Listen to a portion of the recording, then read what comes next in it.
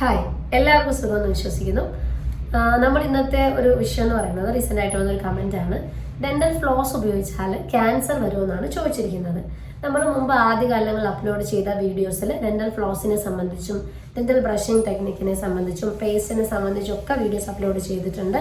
അതിൽ dental flows എന്താണ്, dental flossing ചെയ്യേണ്ടത് എങ്ങനെയാണ് എന്നൊക്കെ പറഞ്ഞിട്ടുണ്ട്. ആ വീഡിയോ ഞാൻ എന്തായാലും മുകളിൽ ലിങ്ക് ചെയ്യാണ്.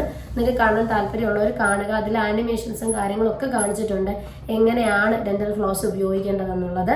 ഇനി അത് കണ്ടിട്ടില്ലാത്തവർക്ക് വേണ്ടിയിട്ട് ഒന്നുകൂടി ഡെൻ്റൽ ഫ്ലോസിനെ പറ്റി ഞാനൊന്ന് ചെറിയൊരു എക്സ്പ്ലനേഷൻ നൽകുകയാണ്.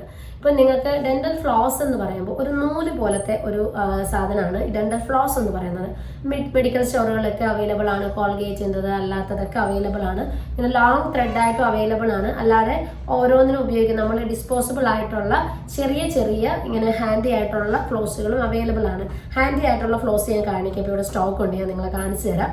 ഇപ്പോൾ ഹാൻഡി ആയിട്ടുള്ളതെന്ന് വെച്ചാൽ ചെറിയ ഇതുപോലെ കണ്ടില്ലേ, ഇതിൻ്റെ അറ്റത്തൊരു നൂല് കണ്ടില്ലേ. ഇത് ഇൻഡിവിജ്വലി ഇപ്പോൾ നമ്മൾ പല്ലിൻ്റെ കാസ്റ്റേ കാണിക്കുകയാണെന്നുണ്ടെങ്കിൽ ഇതിപ്പോൾ കണ്ടില്ലേ ഒരു നൂലാണ്. ഇത് ഈ പല്ലുകളുടെ ഓരോന്നിൻ്റെ ഇടയ്ക്ക് ഇങ്ങനെ അത് കണ്ടു, ഈ പല്ലുകൾ ചേരുന്ന ആ ഒരു സർഫസ് ഉണ്ടല്ലോ, അവിടെ ക്ലീൻ ചെയ്യുന്നതിന് വേണ്ടിയിട്ടാണ് ഫ്ലോസ് ഉപയോഗിക്കുന്നത്. ഇതെന്ന് വെച്ചാൽ ചെറിയ ഡിസ്പോസിബിൾ ആണ്, ഓരോന്ന് ഉപയോഗിച്ചിട്ട് കളയണം. അപ്പം അങ്ങനത്തതും ഉണ്ട്. അല്ലാതെ നമുക്കൊരു റോളായിട്ട് വരുന്നതുണ്ട്. റോളായിട്ട് വരുന്നതിൻ്റെ ഇമേജ് ഞാൻ കാണിക്കുന്നുണ്ട്. ഓറൽ ബിയുടെ കോൾഗേറ്റിൻ്റെ ഒക്കെ പലതിൻ്റെ അവൈലബിൾ ആണ്. കൂടുതൽ എനിക്ക് തോന്നുന്നു മെഡിക്കൽ സ്റ്റോറുകളൊക്കെ കോൾഗേറ്റിൻ്റെ ആണ് ഉള്ളത്. ഏത് കമ്പനി ആണെങ്കിലും കുഴപ്പമില്ല. ഇനി പിന്നെ അത് തന്നെ വാക്സ്ഡ് ആയിട്ടുള്ള ഫ്ലോസുകളും വരാറുണ്ട്. വാക്സ്ഡ് അതായത് ഒരു ചെറിയ മെഴുകിൻ്റെ കോട്ടിംഗ് ഉള്ളതും വരാറുണ്ട്, അല്ലാത്തതും വരാറുണ്ട്. അപ്പോൾ വാക്സ്ഡ് ആയിട്ടുള്ള ഡെൻ്റൽ ഫ്ലോസുകളാണ് പൊതുവെ റെക്കമെൻഡ് ചെയ്യുന്നത്.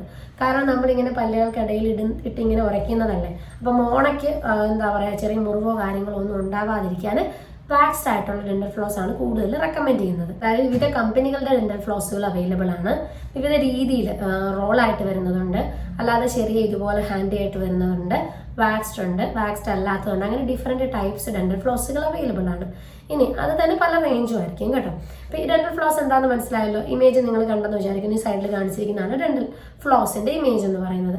ഇനി ഇത് എങ്ങനെയാണ് യൂസ് ചെയ്യുന്നതെന്ന് വെച്ച് കഴിഞ്ഞാൽ നമ്മുടെ ഈ രണ്ട് ഇൻഡെക്സ് ഫിംഗർ ഉണ്ടല്ലോ, രണ്ട് ചൂണ്ടുവിരലുകൾക്കിടയിൽ നമ്മളിങ്ങനെ ഇത് കുടുക്കിയതിന് ശേഷം നമ്മളിങ്ങനെ ഓരോ പല്ലുകൾക്കിടയിൽ നമ്മളിട്ട് ഈ ഒരു മൂവ്മെൻറ്റ് ചെയ്ത് നമ്മളതിൻ്റെ മോണ വഴി കയറ്റി ഇറക്കിയാണ് നമ്മൾ ഡെൻ്റൽ ഫ്ലോസ് ചെയ്യേണ്ടത്. ഇങ്ങനെ പറഞ്ഞു കഴിഞ്ഞാൽ നിങ്ങൾക്ക് അത്ര ക്ലിയർ ആവില്ല. അപ്പോൾ ഞാൻ സൈഡിലൊരു വീഡിയോ കാണിക്കുന്നുണ്ട്, അതിനകത്ത് ഡെൻ്റൽ ഫ്ലോസ് ഉപയോഗിക്കുന്നത് എങ്ങനെയാണെന്നുള്ള കാണിക്കുന്നുണ്ട്. അത് നിങ്ങളൊന്ന് നോക്കുക, അപ്പോൾ നിങ്ങൾക്ക് കുറച്ചുകൂടെ ക്ലിയർ ആവും.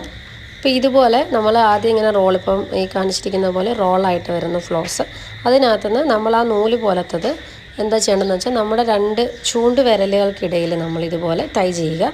എന്നിട്ട് ഈ രണ്ട് ചൂണ്ടുവിരലുകളുടെ സഹായത്തോടു കൂടി വേണം നമ്മൾ പല്ലുകളുടെ ഓരോ പല്ലുകൾക്കിടയിലും വൃത്തിയാക്കാൻ. ഓരോ പല്ലുകൾക്കിടയിലും വൃത്തിയാക്കിയതിന് ശേഷം ഉപയോഗിച്ച് ആ പോർഷൻ കട്ട് ചെയ്ത് കളയുക. ഫ്രഷ് ആയിട്ടുള്ള നൂല് പോർഷൻ അടുത്ത പല്ല്, അങ്ങനെ വേണം. അല്ലാതെ ഒരു പല്ലിൽ ഉപയോഗിച്ചത് വീണ്ടും ഉപയോഗിക്കാൻ പാടില്ല.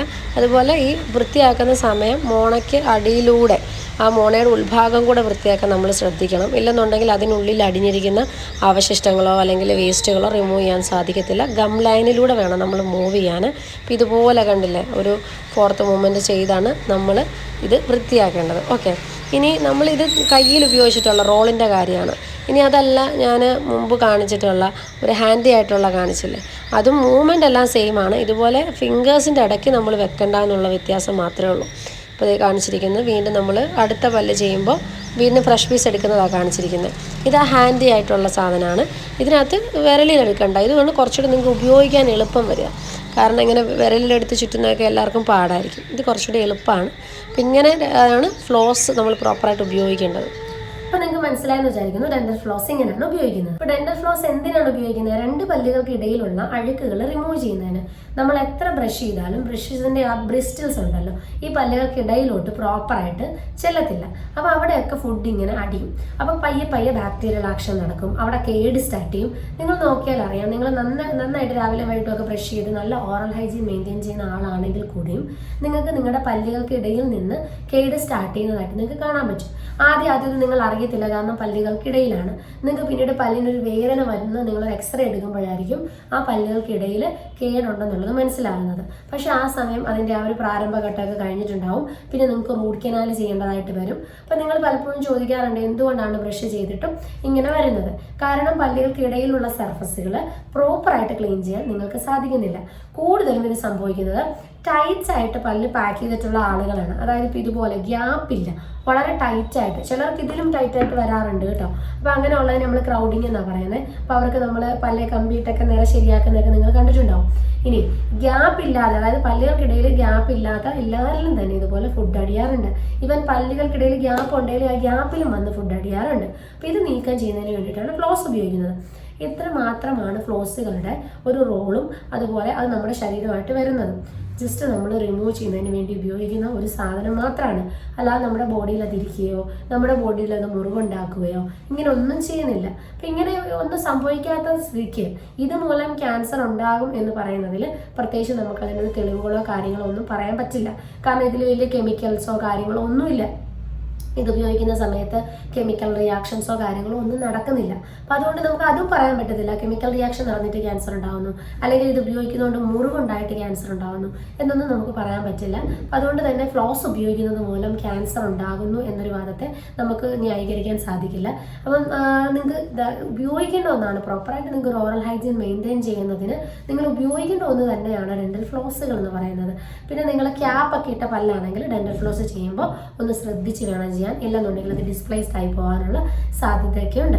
അതിലുപരി ഡെന്റൽ ഫ്ലോസിൻ്റെ വേറെ കാര്യങ്ങളൊന്നും നിങ്ങൾ എന്താ പറയുക കാര്യമായിട്ട് നിങ്ങൾ പേടിക്കേണ്ട കാര്യങ്ങളൊന്നുമില്ല.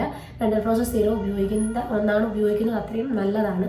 എസ്പെഷ്യലി നിങ്ങൾ വളരെ ടൈറ്റ് ആയിട്ടുള്ള പല്ല് ഉള്ള ആളുകളാണെങ്കിൽ, നിങ്ങൾക്ക് വായ്നാറ്റം ഉണ്ടെങ്കിൽ, ഒരു പക്ഷേ ഇതുപോലെ വേസ്റ്റ് അടിഞ്ഞിട്ടായിരിക്കും ഇപ്പോൾ ഫ്ലോസിംഗ് ഒക്കെ ചെയ്യുന്ന ആളാണെങ്കിൽ നിങ്ങളുടെ വായ്നാറ്റവും കാര്യങ്ങളൊക്കെ കുറയാനുള്ള സാധ്യതയുണ്ട്.